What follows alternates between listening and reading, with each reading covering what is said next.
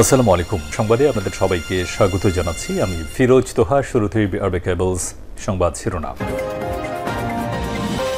পুরোদমে ইরান ইসরায়েলের মধ্যে ভয়াবহ যুদ্ধ চলছে, আর এই মুহূর্তে আমাদের হাতে এসেছে যুদ্ধের সর্বশেষ গুরুত্বপূর্ণ সবথেকে তাজা আপডেট সংবাদ। প্রথমেই জানাবো আলহামদুলিল্লাহ, ইসরায়েলে নতুন ক্ষেপণাস্ত্র হাসকাসেম দিয়ে হামলার দাবি ইরানের। ইসরায়েলে হামলা চালানোর পর নতুন ধরনের এক দিকনির্দেশনামূলক ব্যালিস্টিক ক্ষেপণাস্ত্র ব্যবহার করেছে ইরান। এতে দখলদার ইসরায়েলি বাহিনীর সেই প্রতিরক্ষা ব্যবস্থা আয়রন ডোম ফাঁকি দিয়ে সরাসরি ইসরায়েলে আঘাত করছে। এতে দখলদার ইসরায়েলি বাহিনীর তেল আবিব ধ্বংসের দ্বারপ্রান্তে এসে দাঁড়িয়েছে।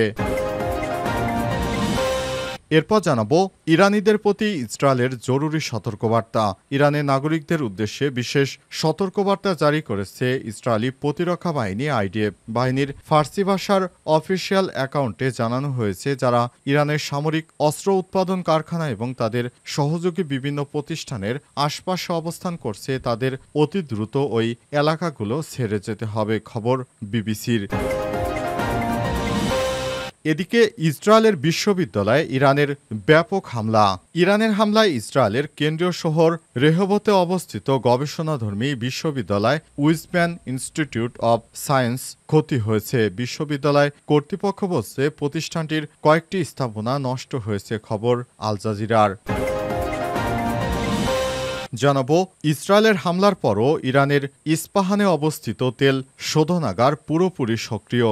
ইসরায়েলের হামলার পরও ইরানের ইস্পাহানের তেল শোধনাগার পুরোপুরি সক্রিয় রয়েছে বলে জানিয়েছে দেশটির তেল সম্পদ মন্ত্রী। ইরানের আধা সামরিক রাষ্ট্রীয় সংবাদ মাধ্যম ইসনার প্রতিবেদনে এই তথ্য নিশ্চিত করা হয়েছে।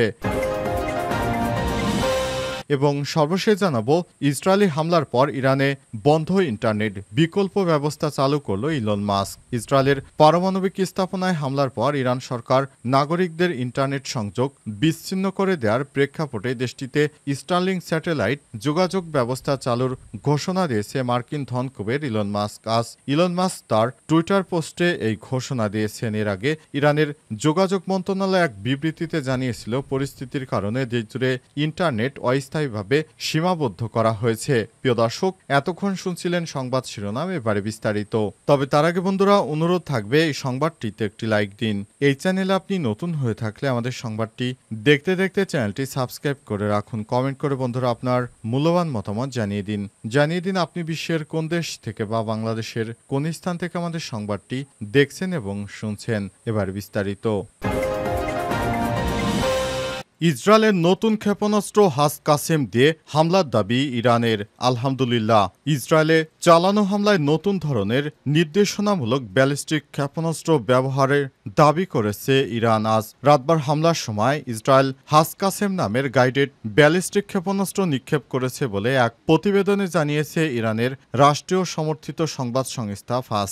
ইরানের প্রতিরক্ষা মন্ত্রী জেনারেল আজিজ নাসেরাদে ইরানি টেলিভিশনে বলেছেন, এই নতুন ক্ষেপণাস্ত্র মার্কিন থার্ড প্রতিরক্ষা ব্যবস্থা, প্যাট্রিয়ট ক্ষেপণাস্ত্র প্রতিরক্ষা এবং ইসরায়েলের অন্য প্রতিরক্ষা ব্যবস্থাগুলোকে পাশ কাটাতে সক্ষম। বার্তা সংস্থা তাসনিমের তথ্য অনুযায়ী এই ক্ষেপণাস্ত্রটি সলিড ফুয়েল চালিত। ক্ষেপণাস্ত্রটির পাল্লা 1200 কিলোমিটার। এটি ম্যানুভারের ওয়ারহেড দিয়ে সজ্জিত, যা মিসাইল ডিফেন্স সিস্টেম ভেদ করতে পারে। এতে উন্নত নেভিগেশন সিস্টেম রয়েছে, যা সুনির্দিষ্টভাবে লক্ষ্যবস্তুতে আঘাত হানতে সক্ষম এবং ইলেকট্রনিক যুদ্ধে প্রতিরোধ গড়ে তোলা। ক্ষেপণাস্ত্রটির নামকরণ করা হয়েছে কাসেম সুলাইমানির নামে। উল্লেখ্য, কাসেম সুলাইমানি ছিলেন ইরানের Islamic Revolutionary Guard Corps IRGC Quds ফোর্সের প্রধান। 2020 সালে ইরাকে এক মার্কিন হামলায় তিনি নিহত হন। জেনারেল কাসেম সুলাইমানি ছিলেন ইরানের সবথেকে ভালো জেনারেল। তিনি ইরানকে সামরিকভাবে অনেক এগিয়ে নিয়ে গেছেন।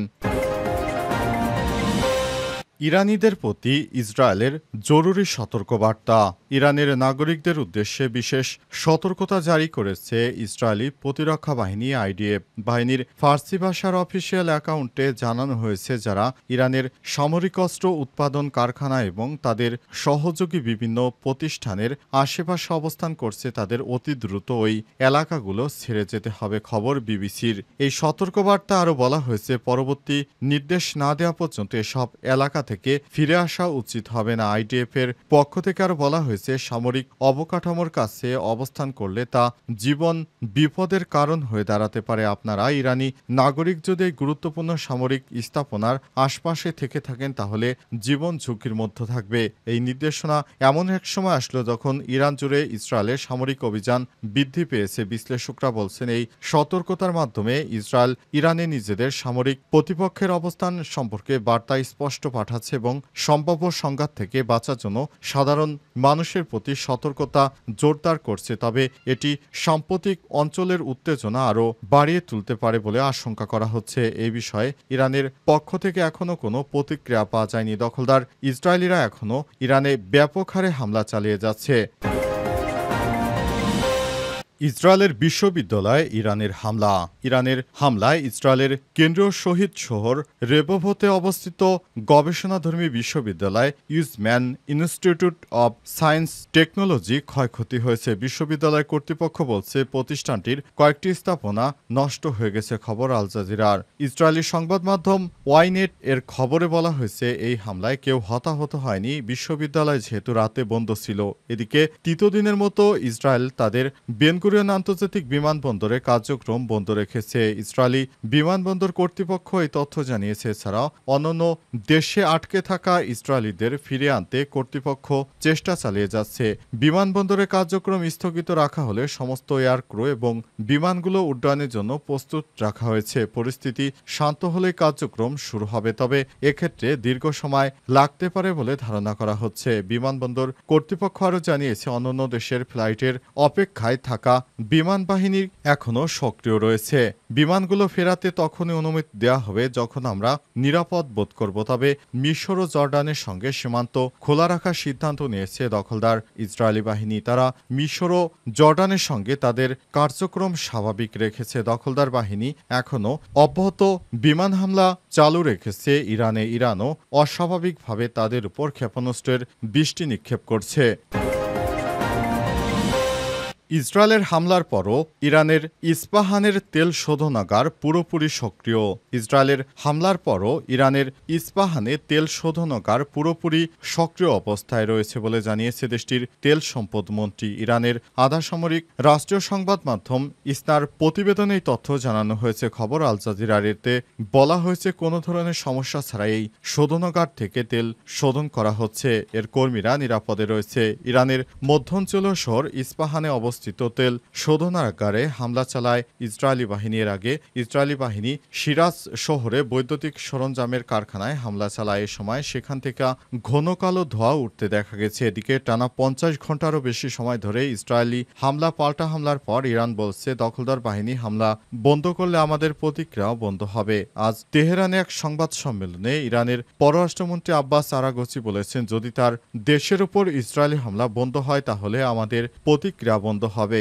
আজ ইসরায়েলি হামলা শুরুর পর থেকে প্রথমবারের মতো তেহরানের কূটনীতিকদের সামনে আরাগচি মন্তব্য করেছেন। তার কথায়, আগ্রাসন বন্ধ হলে আমাদের প্রতিক্রিয়া বন্ধ হবে। তবে এ বিষয়ে ইসরায়েলের পক্ষ থেকে তাৎক্ষণিক কোনো প্রতিক্রিয়া পাওয়া যায়নি। দখলদার ইসরায়েলি বাহিনী ইরানে হামলা অব্যাহত রাখবে এমন ঘোষণাই তাদের কাছ থেকে এসেছে। তারা এখনও ইরানে ব্যাপক হারে হামলার ঘোষণা দিয়েছে এবং এই হামলা চালিয়ে যাবে। দখলদার বাহিনী তাদের এখন একটাই টার্গেট, সেটি হচ্ছে ইরানের সমস্ত পারমাণবিক স্থাপনা ধ্বংস করে দেয়া। ইরানও কম নয়। তারা জানিয়েছে, আমরা যে যুদ্ধ শুরু করেছে দখলদার ইসরায়েলি বাহিনী, সেই যুদ্ধ শেষ করব আমরা। এরপরই দুই দেশের মধ্যে এখনও পাল্টাপাল্টি হামলায় পুরো দেশ জুড়ে এখন আতঙ্ক বিরাজ করছে। দখলদার বাহিনী এখন ইরানে তাদের সেই ভয়ঙ্কর আগ্রাসন চালু রেখেছে, আর ইরানও বলছে তারাও হামলা থামাবে না।